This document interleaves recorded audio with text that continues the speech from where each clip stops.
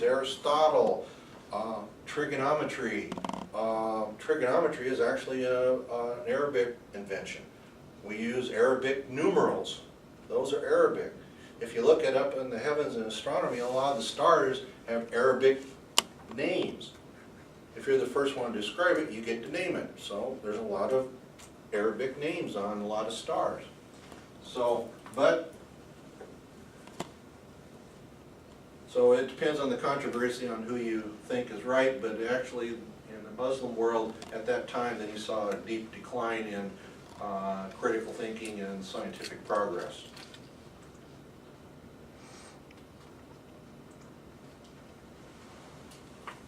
René Descartes is said to have been a skeptic. He supposedly did thought experiments. He's trying to find absolute certainty. However, he argued he was not a skeptic in and of himself. He was using the method of skepticism and to argue with skeptics that there are who argue that there was no certainty. So he was trying to say that there was certainty. David Hume has been described as a skeptic. All you know who David Hume was? Famous philosopher around the time of the Enlightenment in Western tradition. He was a skeptic. Modern skepticism, in a philosophical skeptic, you deny the very existence of knowledge, but in modern skepticism, it's empirical skepticism. It's based on evidence. Here again, this is the meaning of modern skepticism. What do we mean by modern skepticism? Is that we show me the evidence. Science is a form of skepticism. It's a skeptical logic method. You gotta test the hypothesis, and if it passes the test, then you can accept the hypothesis and you can go on to make it into a theory, and it can go on and go into the realm of facthood.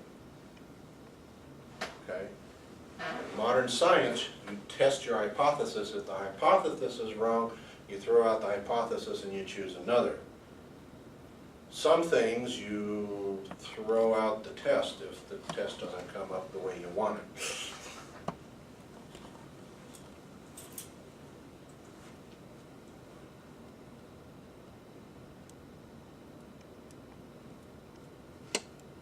Almost acts like it's got Parkinson's, doesn't it?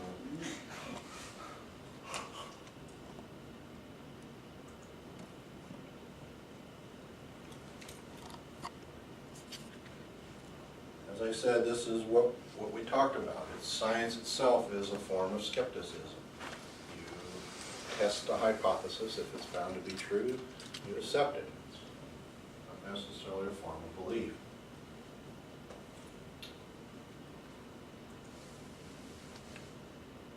So, we see today's modern skepticism, and it's developed actually a global it's a global movement now. You see it in Europe, you see it here, you see it in Asia, you'll see it in Australia. There's actually an Australian Skeptics Association. Like I said, here we have our own little skeptic society here. There's actually a New England Skeptical Society. There's a California Skeptical Society. There's a bunch of them. They go by a bunch of names: skeptical or philosophical or free thought. They're all skeptics, okay? And they all follow the same thing. Who's heard of the baloney detection kit? Most skeptics should. It was a thing that was first expounded by Carl Sagan himself in Demon Haunted World. There is a thing that you can get on YouTube with Michael Shermer. He does a beautiful job of describing the baloney detection kit. We're going to go through it a little bit here. I may not be as eloquent as Michael Shermer or Carl Sagan in describing it, but I'll do my best. The first thing, there's 10 points in the baloney detection kit. First thing you got to ask is, how reliable is the source of the claim? Okay? The problem, you know, today we're bombarded by all kinds of stuff, particularly on the internet. And if you go to the internet and you put in something, you'll get 1,000 different hits on any subject. The interesting thing, most of it's baloney. You know, their background has no basis in any type of facts at all. Most of it's made up. And they're trying to preach it. Okay. So the first thing you got to determine is how reliable is the source of the claim. Okay? Do they have some reason for being reliable?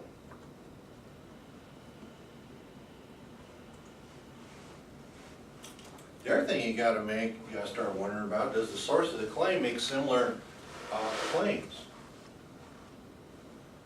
You know, so like, for example, UFOs. You know, there's actually two groups. There's the UFO people and there's the SETI group. One group is scientific, the other group are people that just kind of make up stuff as they go, and if you go to their sources, they're making the same claims. They're not giving any facts or data, they're going by authority, whatever their authority is, okay? So, does the source make similar claims? Number two. The third part, which is very important about science, has anybody else verified what the data? Have they verified the claim?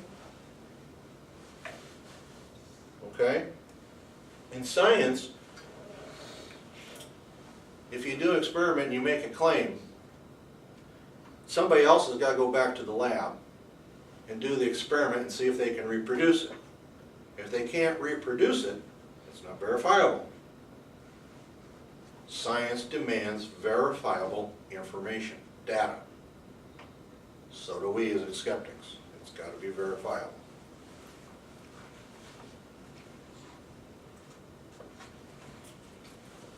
Does the theory fit with the way the world works? Michael Shermer uses a neat little thing in his where he talks about the Nigerian scams, you know, where they'll say, yes, if you send us so much money, we'll send you millions. Come on, is that really how the world works? Well, will you get a whole lot of money for free for nothing?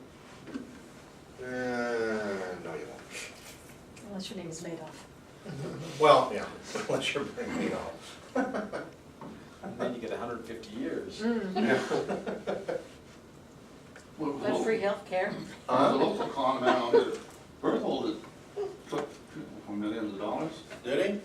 Fred Kaiser, he's in prison now. Oh, really? Okay, I didn't know that. He took him for $12 million. The insurance guy. No, he was a farmer. No, that's Sanford. Sanford. The other thing is, anybody tried to disprove the claim? In science, when you're thinking through an experiment, you got to also try to figure out how is somebody going to disprove you. If you don't do it, I guarantee you somebody else very happily, and they'll go to published sources, show that you're wrong. And then there goes your reputation, there goes your status as a scientist. So you have, not particularly because you care about your critics, but you've got to be able to look at, what did I miss? Did I miss something here? You know, what else can I do to try to figure out, is this right or wrong? So that's what number 5 does. So somebody's got to try to disprove it. That's what they mean in science when it's falsifiable. One of the tenets of science is it has to be falsifiable. It has to be disproved. Okay?